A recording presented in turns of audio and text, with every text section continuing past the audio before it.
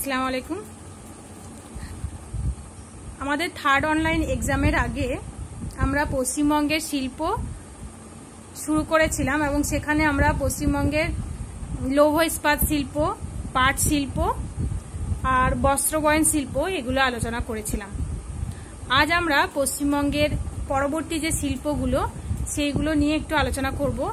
তার মধ্যে একটা হচ্ছে পশ্চিমবঙ্গের চা শিল্প, টি ইন্ডাস্ট্রি অফ ওয়েস্ট বেঙ্গল। দেখো, 1855 থেকে 56 খ্রিস্টাব্দে উত্তরবঙ্গের দার্জিলিং ও কার্শিয়াং অঞ্চলে প্রথম চা চাষ শুরু হয়। যখন আমরা কৃষিকাজ নিয়ে আলোচনা করছিলাম তখনই আমরা চা নিয়ে চা সম্পর্কে একটু আলোচনা করেছিলাম যে কোন কোন অঞ্চলে চা চাষ করা হচ্ছে এবং সেখানে চা চাষের উন্নতির কারণ সেগুলো আমরা আলোচনা করেছিলাম। তো সেই জন্যই চা সম্পর্কে তোমাদের একটু ধারণা আছে, তবুও দেখো আমি বলছি। তো 1855 থেকে 56 খ্রিস্টাব্দে উত্তরবঙ্গের দার্জিলিং ও কার্শিয়াং অঞ্চলে প্রথম চা চাষ শুরু হয়। তরাই অঞ্চলে প্রথম চা বাগান গড়ে ওঠে 1962 সালে। পশ্চিমবঙ্গের চা বাগানগুলোর মধ্যে দার্জিলিং, জলপাইগুড়ি, কোচবিহার, উত্তর ও দক্ষিণ দিনাজপুর জেলায় অবস্থান করছে। পশ্চিমবঙ্গের চা বাগানগুলো এই জেলায় অবস্থান করছে, বেশিরভাগই চা বাগান। তো এই রাজ্যের মোট 343টি চা বাগান আছে। তার মধ্যে দার্জিলিং পার্বত্য অঞ্চলে রয়েছে 83টি এবং ডুয়ার্সে রয়েছে 168টি। তো দার্জিলিং পার্বত্য অঞ্চলে যেসব চা বাগানগুলি রয়েছে তাদের মধ্যে উল্লেখযোগ্য হচ্ছে Happy Valley tea estate, Makaibari tea estate, Lapchu tea estate, এইগুলো। এছাড়াও এই পার্বত্য অঞ্চল ছাড়াও আমরা জানি যে পশ্চিমবঙ্গের যে মালভূমি অঞ্চল, সেই মালভূমি অঞ্চলেও বর্তমানে কিছু পরিমাণ চা চাষ করা হয়। তবে দার্জিলিং এর চা স্বাদে এবং গন্ধে অতুলনীয়। এই দার্জিলিং এর চা স্বাদে এবং গন্ধে সারা ভারত এবং পৃথিবীতে বিখ্যাত। ডুয়ার্স অঞ্চলের প্রধান চা বাগানগুলো হচ্ছে মাল, চালসা, নাগরাকাটা, বিনাগুড়ি, হাসিমারা, মাদারিহাট, কালচিনি ইত্যাদি। এখন আমরা পশ্চিমবঙ্গের চা শিল্পের উন্নতির কারণগুলো একটু বলবো। তো তোমাদের অনেক সময় এরকমও কোশ্চেন আসতে পারে যে দার্জিলিং এবং তরাই ও ডুয়ার্স অঞ্চলে চা শিল্পের উন্নতির কারণ লেখো, বা এরকমও আসতে পারে যে পশ্চিমবঙ্গে চা শিল্পের উন্নতির কারণ লেখো। তো একই উত্তর হবে, তোমরা শুধু ভালো করে বিষয়টা বোঝো, তারপর পরীক্ষার খাতায় যখন উত্তর লিখবে তখন নিজেদের মতো করেই লিখবে। তোমরা মুখস্থ করে লিখবে না, এটা বুঝে নাও জিনিসটা, তারপর নিজেদের মতো করে লিখবে। প্রথমে আমি দেখো লিখেছি প্রাকৃতিক পরিবেশ। তো এই অঞ্চলে এই দার্জিলিং, তরাই এবং ডুয়ার্স অঞ্চলের জলবায়ু, মৃত্তিকা চা চাষের পক্ষে বিশেষ উপযোগী, তাই না? আমরা যখন কৃষিকাজ নিয়ে আলোচনা করছিলাম, চা চাষ নিয়ে আলোচনা করছিলাম, তখনই আমরা বলেছি দার্জিলিং, হিমালয়, তরাই ও ডুয়ার্স অঞ্চলে বছরে 200 সেমির উপরে বৃষ্টিপাত হয় এবং এখানে উষ্ণতা থাকে গড়ে 10 ডিগ্রি থেকে 27 ডিগ্রি সেলসিয়াস। এবং এখানকার ঢালু জমি, জল নিকাশি ব্যবস্থা যুক্ত ঢালু জমি, লৌহ মিশ্রিত উর্বর মৃত্তিকা চা চাষের জন্য উপযোগী। আর এরকম প্রাকৃতিক পরিবেশ থাকার কারণে এই অঞ্চলে প্রচুর পরিমাণে সুগন্ধি চা চাষ করা হয় বা চা উৎপন্ন হয়। তো যার ফলে এই অঞ্চলে চা শিল্পে উন্নতি হয়েছে, চা শিল্প উন্নতি লাভ করতে পেরেছে। এটা একটা কারণ। নেক্সট পয়েন্ট আমি বলবো যে দক্ষ শ্রমিক। দেখো, পশ্চিমবঙ্গে এই চা শিল্পের জন্য চা গাছ থেকে চা পাতা তোলা, সেগুলো রক্ষণাবেক্ষণ করা, চা পাতা শুকানো, সেগুলো কারখানায় নিয়ে যাওয়া, সেগুলো বাক্সবন্দি করা, এইসব কাজের জন্য প্রচুর শ্রমিকের প্রয়োজন হয়। তো তার জন্য এখানকার নেপালি যে শ্রমিকেরা, নেপালি, লেপচা, ভুটিয়া, এসব শ্রমিকেরা প্রচুর পরিশ্রমী এবং দক্ষ হয়। তো তার ফলে এখানে চা শিল্প উন্নতি লাভ করতে পেরেছে। এছাড়াও পাশাপাশি যে রাজ্যগুলো যেমন ঝাড়খণ্ড, উড়িষ্যা, এইসব রাজ্য থেকে প্রচুর শ্রমিক এখানে কাজ করতে আসে। তো তার ফলে এই অঞ্চল চা শিল্পের জন্য উন্নতি লাভ করতে পেরেছে। দেখো, 3 নম্বর পয়েন্ট হচ্ছে উন্নত পরিবহন ব্যবস্থা। এই অঞ্চলের পরিবহন ব্যবস্থা বেশ উন্নত। দেখো, পূর্ব রেলপথ, তারপর 34 নম্বর এবং 31 নম্বর জাতীয় সড়ক পথ, দার্জিলিং রোড, হিলকা রোডের সঙ্গে এই অঞ্চল সংযুক্ত। তো যেহেতু এই রোডের সঙ্গে এই অঞ্চল সংযুক্ত, তার ফলে সহজেই এখানকার চা কলকাতা বন্দরে পৌঁছতে পারে। আর তার ফলে কলকাতা বন্দর মারফত এই অঞ্চলের চা সারা ভারতে এবং সারা পৃথিবীতে রপ্তানি করা হয়, যার ফলে এই শিল্প উন্নতি লাভ করতে পেরেছে। পরের পয়েন্ট হচ্ছে মূলধন। দেখো, সব শিল্প উন্নতির জন্যই, সব শিল্প গড়ে ওঠার জন্যই মূলধন বিনিয়োগ দরকার, তাই না? এই শিল্পেও তাই। স্বাধীনতার পরে বিভিন্ন বাণিজ্যিক প্রতিষ্ঠান থেকে এই শিল্পের প্রয়োজনীয় মূলধন পাওয়া যায়, কিন্তু স্বাধীনতার আগে ব্রিটিশরা এই শিল্পের জন্য মূলধন বিনিয়োগ করত, যার ফলে এই শিল্প উন্নতি লাভ করতে পেরেছে। তারপর প্যাকিং বাক্স তৈরির সুবিধা। এখানকার যে পূর্ব হিমালয়ের যে নরম কাঠ পাওয়া যায়, তো সেই নরম কাঠ থেকে প্যাকিং বাক্স তৈরি করা সুবিধা থাকায় এই অঞ্চলে যে চা সেগুলো বাক্সবন্দি করার সুবিধা রয়েছে, যার ফলে এই শিল্প উন্নতি লাভ করতে পেরেছে। তবে দেখো, এই শিল্প, পশ্চিমবঙ্গে চা শিল্প বেশ উন্নতি লাভ করলেও এই শিল্পের বেশ সমস্যাও তৈরি হয়েছে। বেশ কিছু সমস্যা হয়েছে, সেই সমস্যাগুলো আমি একটু বলবো। দেখো, পশ্চিমবঙ্গে প্রচুর পরিমাণে চা চাষ করা হলেও এখানে হেক্টর প্রতি চায়ের ফলন কিন্তু বেশ কম। তো এটা একটা চা শিল্পের উন্নতির একটা সমস্যা। তারপর দেখো, অনুন্নত পরিকাঠামোর জন্য হেক্টর প্রতি উৎপাদন ব্যয় বেশি পড়ে যায়। যেহেতু উৎপাদন হেক্টর প্রতি ফলন কম, সেজন্য হেক্টর প্রতি উৎপাদন ব্যয়ও বেশি পড়ে যাচ্ছে অনুন্নত পরিকাঠামোর জন্য এবং অনুন্নত প্রক্রিয়ায় চা উত্তোলনের জন্য, চা চাষ করার জন্য। তো সেই জন্যে এই শিল্প সমস্যার সম্মুখীন হয়েছে। আর জুন থেকে নভেম্বর মাসে কেবল ফলন হয় এই অঞ্চলে, তো তার ফলে সেটা হচ্ছে আর একটা সমস্যা। আর এই অঞ্চলের, মানে দার্জিলিং, তরাই, ডুয়ার্স অঞ্চলের বাগিচাগুলো প্রাচীন হওয়ার কারণে উৎপাদনটা কম হয়, যেটা একটা সমস্যা। আর এই অঞ্চলের শ্রমিক মালিক বিরোধ চা শিল্পের অন্যতম একটা সমস্যা। আন্তর্জাতিক বাজারে চায়ের বিশেষ প্রতিযোগিতা, এটা হচ্ছে চা শিল্পের একটা বিশেষ সমস্যা। আর চা শিল্পের উল্লেখযোগ্য একটা সমস্যা হলো উৎপাদিত চায়ের অনুন্নত প্যাকেজিং ব্যবস্থা। তো এই হলো চায়ের সমস্যা। তবে এই চা শিল্পের ভবিষ্যৎ সম্ভাবনা কিন্তু বেশ উজ্জ্বল।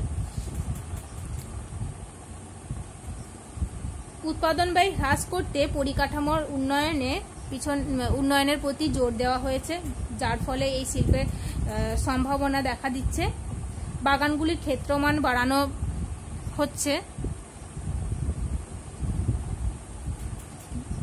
যেসব বাগিচাগুলো বন্ধ হয়ে পড়ে রয়েছে, সেই বাগিচাগুলো যদি খোলার ব্যবস্থা করা হয়, তাহলে এই শিল্পটির ভবিষ্যৎ সম্ভাবনা আরও অনেক গুণে বেড়ে যাবে। আর এই অঞ্চলের অধিবাসীদের সঙ্গে চা বাগিচার মালিকদের সুসম্পর্ক যদি বজায় থাকে, তাহলে চা শিল্পের উন্নতির সম্ভাবনা আরও বাড়বে বলে মনে করা হয়। তো এটা হলো চা শিল্প এবং চা শিল্পের সমস্যা আমি বললাম।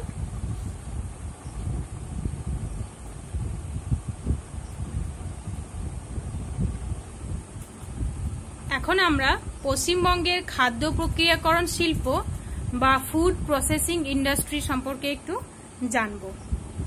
দেখো, খাদ্য প্রক্রিয়াকরণ শিল্পটা কি, খাদ্য প্রক্রিয়াকরণটা কি? যখন আমরা জমি থেকে ফসল নিয়ে আসি, ধান, গম, আলু, পেঁয়াজ, তো সেটা খাদ্য। তারপর সেই আলু থেকে যখন আমরা চিপস তৈরি করছি, মানে সেই আলুটাকে রেখে, মানে উদ্বৃত্ত যে আলুটা রেখে চিপস তৈরি করে সেটাকে আমরা প্যাকিং করে বিক্রি করছি, সেটাকে বলা হয় খাদ্য প্রক্রিয়াকরণ। তো সরাসরি যে খাবারটা আমরা পাচ্ছি সেটাকে কিন্তু খাদ্য প্রক্রিয়াকরণ বলা যায় না, সেটা হচ্ছে খাদ্য। যেমন আমি একটু ভালো করে তোমাদেরকে বলি, তাহলে বুঝতে পারবে। কৃষিজ ফসল এবং বাগানের ফল, কৃষিজ ফসল বলতে ওই ধান, গম, যব, আলু, পেঁয়াজ, এগুলো বাগানের ফল। ফলের নাম তো তোমরা জানো। জলের মাছ, তারপর এই যে মুরগির মাংস, তারপর হ্যাঁ মুরগির মাংসই বলতে পারি আমরা, তারপর দুধ, এইসব সরাসরি খাবার হিসেবে ব্যবহার না করে যখন তার কোনো উপাদান বা উপজাত দ্রব্যকে শিল্পজাত দ্রব্য হিসেবে রকমারি খাদ্যদ্রব্যে পরিণত করা হয়, তখন সেটাকে বলা হয় খাদ্য প্রক্রিয়াকরণ শিল্প। যেমন কাঁচা আম আমরা বাজার থেকে কিনে নিয়ে এলাম, খেলাম, সেটা কিন্তু খাদ্য প্রক্রিয়াকরণ শিল্প নয়। কাঁচা আম থেকে যখন রস, জেলি, আচার, আমসত্ত্ব এইসব তৈরি করা হচ্ছে এবং সেগুলো প্যাকেটজাত করা হচ্ছে এবং তখন আমরা সেটাকে বাজার থেকে কিনে নিয়ে আসছি, তখন সেটাকে বলা হয় খাদ্য প্রক্রিয়াকরণ। বোঝা গেছে? তো দেখি আমরা কি কি এই খাদ্য প্রক্রিয়াকরণ শিল্প থেকে আমরা কি কি পাই।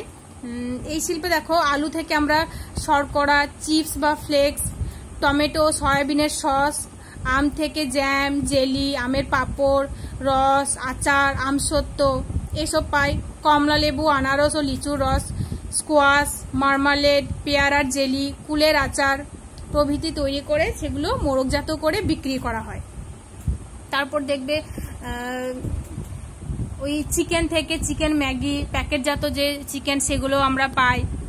এগুলো হচ্ছে খাদ্য প্রক্রিয়াকরণ শিল্প। তো দেখি আমরা পশ্চিমবঙ্গে কোথায় কোথায় এই শিল্প গড়ে উঠেছে। পশ্চিমবঙ্গের হাওড়া জেলার সাঁকরাইল, মুর্শিদাবাদ, মালদা, শিলিগুড়িতে ফুড পার্ক গড়ে উঠেছে এবং হলদিয়াতে মাছ ও অন্যান্য খাদ্য প্রক্রিয়াকরণের জন্য ফুড পার্ক গড়ে উঠেছে।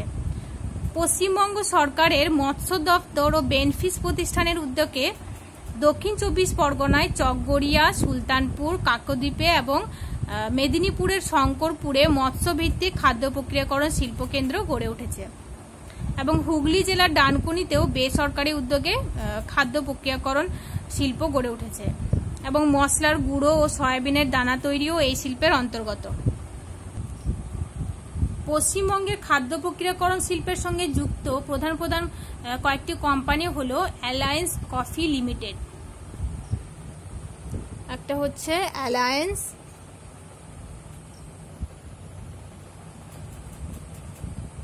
কফি লিমিটেড,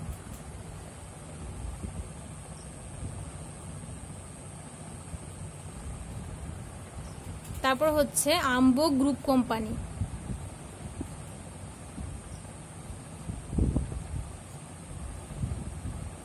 আম্বো গ্রুপ কোম্পানি, তারপর রয়েছে হলদিরামস,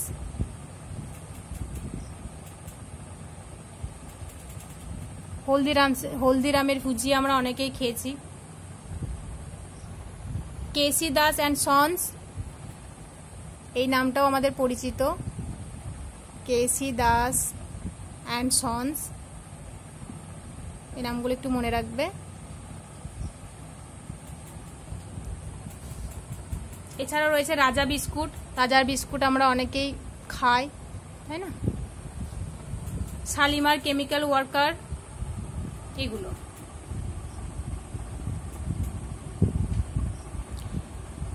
এখন আমরা পশ্চিমবঙ্গে এই খাদ্য প্রক্রিয়াকরণ শিল্পের উন্নতির কারণগুলো একটু জানব। পশ্চিমবঙ্গে এই শিল্পের উন্নতির প্রধান কারণ হচ্ছে কাঁচা মাল সরবরাহ। দেখো, পশ্চিমবঙ্গে কৃষিজাত শস্যের কোনো অভাব নেই। এছাড়াও এখানে পর্যাপ্ত পরিমাণে মাছ এবং মুরগিরও চাষ হয়। তো তার ফলে এই আলু, টমেটো এবং অন্যান্য মৌসুমি ফল এক ঋতুতে খাদ্য হিসেবে ব্যবহার করার পরেও অনেক উদ্বৃত্ত থেকে যায়, তো যার ফলে সেগুলো খাদ্য প্রক্রিয়াকরণ শিল্পের কাঁচা মাল হিসেবে ব্যবহার করা হয়। তো এটা আমরা একটা বলতে পারি যে কাঁচা মালের সুবিধা, পর্যাপ্ত কাঁচা মাল সরবরাহের সুবিধা থাকায় পশ্চিমবঙ্গে এই শিল্প উন্নতি লাভ করতে পেরেছে। এছাড়াও দেখো, এ রাজ্যের দক্ষ এবং অভিজ্ঞ শ্রমিক যথেষ্ট সুলভে পাওয়া যায়। তারপর বড় বড় শহরের আশেপাশে এইসব ফুড পার্কগুলো গড়ে উঠেছে, তো যার ফলে একটা বিশাল বাজারের সুবিধা পাওয়া যায়। এখানে আরেকটা পয়েন্ট তোমরা লিখে দেবে যে বাজারের সুবিধা, তো বাজারের সুবিধা থাকায় এই শিল্প গড়ে উঠতে পেরেছে। তারপর উন্নত পরিবহন ব্যবস্থা, পশ্চিমবঙ্গের পরিবহন ব্যবস্থা খুবই উন্নত, যার ফলে এই শিল্পের এই যে খাদ্য প্রক্রিয়াকরণ শিল্পের যে দ্রব্যগুলো সেগুলো বিভিন্ন অঞ্চলে সরবরাহ করার সুবিধা থাকে, সরবরাহ করা যায়। তারপর দেখো, মূলধন। এই শিল্পে অনেক কোম্পানি বিনিয়োগ করে, বিভিন্ন শিল্পপতিরা এই শিল্পে বিনিয়োগ শুরু করেছে, যার ফলে এই শিল্প উন্নতি লাভ করতে পেরেছে। তারপর দেখো, রাজ্যের অনেক বড় রুগ্ন শিল্প পড়ে রয়েছে, মানে অনেক বড় বড় শিল্প রুগ্ন হয়ে পড়ে রয়েছে। আর এই শিল্পটা হচ্ছে সবার কাছে একটা নতুন শিল্প, তো তার ফলে শিল্পের যে শিল্পপতিরা তো তারা এই শিল্পে বিনিয়োগ করতে আগ্রহী হচ্ছে, যার ফলে এই শিল্প উন্নতি লাভ করতে পেরেছে। তবে দেখো, খাদ্য প্রক্রিয়াকরণ শিল্প উন্নতি লাভ করলেও এই শিল্পের বেশ কিছু সমস্যা রয়েছে। সমস্যা কি? যেমন ধরো আলু, টমেটো, তারপর ফল, মাছ, এগুলো তো পচনশীল, তাই না? এগুলো তো দীর্ঘদিন ধরে থাকতে পারে না, তো তাই চাষিরা এবং জেলেরা তাদের উৎপন্ন দ্রব্য বেশি দিন ধরে রাখতে পারে না। পচে যাওয়ার আগে তারা কম দামে বিক্রি করতে বাধ্য হয়, যার ফলে এই শিল্পটা একটু সমস্যার সম্মুখীন। যথেষ্ট পরিমাণে পশ্চিমবঙ্গে হিমঘর না থাকায় অনেক ফসল, মাছ এগুলো নষ্ট হয়ে যায়। তারপর মৌসুমি ফসল যেগুলো ফল নির্ভর, সেগুলো কোনো একটা ঋতুতেই সেগুলো চাষ হয়, তো তার ফলে শ্রমিকের কাজের চাপ সেই ঋতুতে বেশি হয়, কিন্তু অন্য ঋতুতে সেই শ্রমিকরা বেকার হয়ে বসে থাকে, তাই না? এটা একটা সমস্যা। আর প্রত্যন্ত গ্রামের যে চাষিরা, তারা ধরে নাও বিভিন্ন ধরনের ফল, শাকসবজি চাষ করছে, তো সেই ফল, শাকসবজি যখন খাদ্য প্রক্রিয়াকরণ শিল্পকেন্দ্রে নিয়ে আসছে, যোগাযোগ ব্যবস্থার অনুন্নতির ফলে বা অনেক দূরত্ব অনেক বেশি হওয়ার ফলে তাজা থাকে না, সেই সব খাদ্যদ্রব্যগুলো তাজা থাকে না, এবং সেগুলো ব্যয় সাপেক্ষ, মানে এত দূর থেকে নিয়ে আসাটাও একটা ব্যয় সাপেক্ষ, তাই না? তো তার ফলে এই শিল্পটা সমস্যার সম্মুখীন হয়েছে। আর পর্যাপ্ত পরিমাণে বরফ কল না থাকায় মৎস্য সংরক্ষণ করা, মানে মাছগুলোকে সংরক্ষণ করা একটা সমস্যাবহুল বা ব্যয় সাপেক্ষ, যার ফলে এই শিল্প সমস্যার সম্মুখীন হয়েছে। তবে এই শিল্পের ভবিষ্যৎ সম্ভাবনা বেশ উজ্জ্বল। হিমঘরের সংখ্যা বৃদ্ধি এবং তাদের সংরক্ষণের ক্ষমতা যদি বৃদ্ধি পায়, তাহলে এই শিল্পের ভবিষ্যৎ কিন্তু বেশ উজ্জ্বল। তারপর হিমালয়ের সুবিধাযুক্ত গাড়ি বা কোল্ড চেনের যে সুযোগ, সেটা যদি তৈরি করা হয়, তাহলে এই শিল্প বেশ উন্নতি লাভ করতে পারবে। তারপর দেখো, শিল্পপতিরা উদ্যোগী হলে শিল্পটির উন্নয়নের সমস্যা বাড়বে। আর সমগ্র দেশে নগরায়ন যত বাড়বে, ততই এই শিল্পজাত দ্রব্যের চাহিদাও বাড়বে। তাহলে আমরা বলতে পারি যে খাদ্য প্রক্রিয়াকরণ শিল্পের ভবিষ্যৎ সম্ভাবনা কিন্তু বেশ উজ্জ্বল, তাই না? এখন আমরা পশ্চিমবঙ্গের তথ্য প্রযুক্তি শিল্প বা ইনফরমেশন টেকনোলজি কি, সেটা নিয়ে একটু আলোচনা করব। তথ্য প্রযুক্তিটা কি? প্রযুক্তি বলতে ওই যে কম্পিউটার, দূরসংবেদন, টিভি, মোবাইল, এগুলো, এইসবের সাহায্যে তথ্যের খোঁজ করা, তথ্য সংগ্রহ, সংরক্ষণ করা এবং তথ্যের আদান প্রদান এবং তথ্যের প্রয়োগ যে শিল্পের মাধ্যমে করা হয়, সেই শিল্পকে বলা হচ্ছে তথ্য প্রযুক্তি শিল্প। আর একবার বলি আমি, এই যে বিভিন্ন ধরনের প্রযুক্তির দ্বারা, মানে কম্পিউটার, দূরসংবেদন, টিভি, মোবাইল, এসবের দ্বারা যখন তথ্য খোঁজ করা হয়, তথ্য সংগ্রহ, তথ্য সংরক্ষণ, তথ্যের আদান প্রদান করা হয়, সেই শিল্পটাকে বলা হয় তথ্য প্রযুক্তি শিল্প। তথ্য প্রযুক্তি শিল্পকে দুটি ভাগে ভাগ করা হয়, যেমন কম্পিউটার ইত্যাদি যন্ত্রপাতি তৈরি এবং সূক্ষ্ম যন্ত্রাংশ সম্মেলন বা হার্ডওয়্যার সেক্টর, একটাকে বলা হয় হার্ডওয়্যার সেক্টর।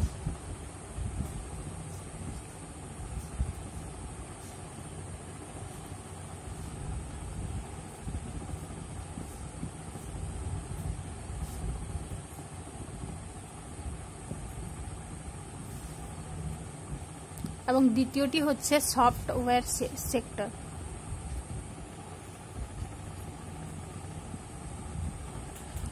হার্ডওয়্যার সেক্টর হচ্ছে কম্পিউটার এবং বিভিন্ন ধরনের যে যন্ত্রপাতি, সেগুলো তৈরি, সূক্ষ্ম যন্ত্রাংশ সম্মেলন, এগুলো।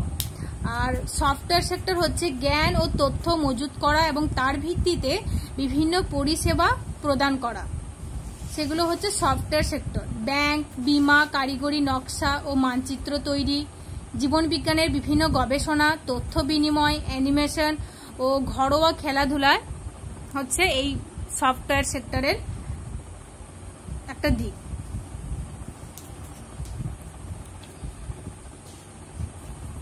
উনিশশো সালে মুক্ত দুয়ার অর্থনীতি চালু হওয়ার পর থেকে এই শিল্পে জোয়ার আসে বলতে পারো। জোয়ার আসে বলতে এই শিল্প বেশ উন্নতি লাভ করে। ওয়েবেল, টাটা কনসালটেন্সি সার্ভিস প্রভৃতি নানা প্রতিষ্ঠান বিধাননগরের সেক্টরে 5-এ ইতিমধ্যে কাজ চালু করেছে। উইপ্রো, ইনফোসিস প্রভৃতি সংস্থাও বিনিয়োগ আগ্রহ প্রকাশ করেছে, তো যার ফলে এই শিল্প উন্নতি লাভ করতে পেরেছে। এখন আমরা এই শিল্পের উন্নতির কারণগুলো আলোচনা করব। দেখো, পশ্চিমবঙ্গ রাজ্যের যে শিক্ষার্থীরা তারা মেধা ও শিক্ষায় বেশ এগিয়ে আছে, অথচ ঘন্টা প্রতি এদের মজুরি খুবই কম, তো যার ফলে বিদেশি কোম্পানিগুলো এই রাজ্যে কাজ পাঠায় এবং তার ফলে পশ্চিমবঙ্গে এই শিল্প উন্নতি লাভ করতে পেরেছে।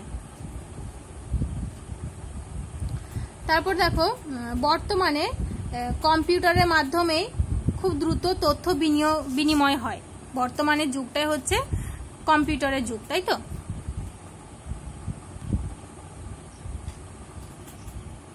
তো বর্তমান যুগ হচ্ছে কম্পিউটারের যুগ। যেমন এই ডেস্কটপ, ল্যাপটপ, মোবাইল ফোন এগুলো আমরা খুব বেশি ব্যবহার করি, এগুলো আমাদের নিত্যসঙ্গী। তো তথ্য প্রযুক্তি শিল্পের বাজার সেই জন্যেই ক্রমবর্ধমান, খুবই বাড়ছে। আর শিল্পপতিদের মধ্যে এই শিল্পে বিনিয়োগের সম্ভাবনাও ক্রমশ বাড়ছে, যেহেতু এই শিল্প ভবিষ্যৎ বেশ উজ্জ্বল সেই জন্যে। আর দক্ষ শিক্ষিত প্রযুক্তিবিদের সংখ্যা এই রাজ্যে যথেষ্ট, যার ফলে এই শিল্প উন্নতি লাভ করতে পারছে। বিদেশের তুলনায় এদেশে পরিষেবা মূল্য কম, যার ফলে আমেরিকা ও ইউরোপের অনেক দেশ তথ্য বিনিময়ের জন্য বা আউটসোর্সিং এর জন্য ভারতকে, বিশেষভাবে কলকাতাকে বেশ পছন্দ করে। বেঙ্গালুরু রয়েছে ভারতের মধ্যে, এই আউটসোর্সিং এর জন্য খুবই বিখ্যাত একটা শহর। এই হলো উন্নতির কারণ, তবে এই শিল্প বেশ সমস্যার সম্মুখীন।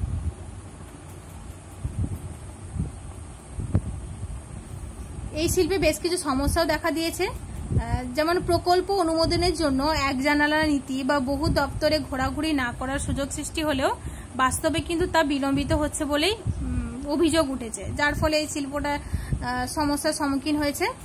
আর অনেক শিল্পপতি জমি নিয়ে শিল্প না গড়ে সেই জমিকে ফেলে রেখে দেয়। তারপর দেখো, বিশেষ অর্থনৈতিক অঞ্চল বা স্পেশাল ইকোনমিক জোন বা সেজ যেটাকে বলা হয়, তো সেই সেজ সংক্রান্ত নীতি রূপায়ণ করতেই নতুন বিনিয়োগের পথে বাধা হয়ে উঠেছে, নতুন বিনিয়োগ সম্ভব হচ্ছে না। তো এই অঞ্চলে ওই জন্যে উন্নততর পরিকাঠামো ও শিথিল শ্রম আইন প্রযুক্ত হওয়ার কথা। তো যার জন্যেই এই শিল্পটা সমস্যার সম্মুখীন হয়েছে। তবে বর্তমানে এই শিল্পের ভবিষ্যৎ সম্ভাবনাও বেশ উজ্জ্বল। ভারত সরকার এই শিল্পের উন্নতির জন্য পূর্ব দিকে তাকাও নীতি গ্রহণ করেছে, যা পরবর্তী 2 দশকে এই শিল্প বেশ গতি পেয়েছে। দক্ষিণ ও দক্ষিণ পূর্ব এশিয়ায় বাণিজ্যে ও সামরিক প্রভাবে নিজের গুরুত্ব প্রমাণ করতে পেরেছে এই শিল্প, এই নীতির উদ্দেশ্যেই। তারপর দেখো, শিল্প অনুমোদনে লাল ফিতার ফাঁস আলগা হলে বিনিয়োগকারীদের কাছে ইতিবাচক বার্তা পৌঁছবে। মানে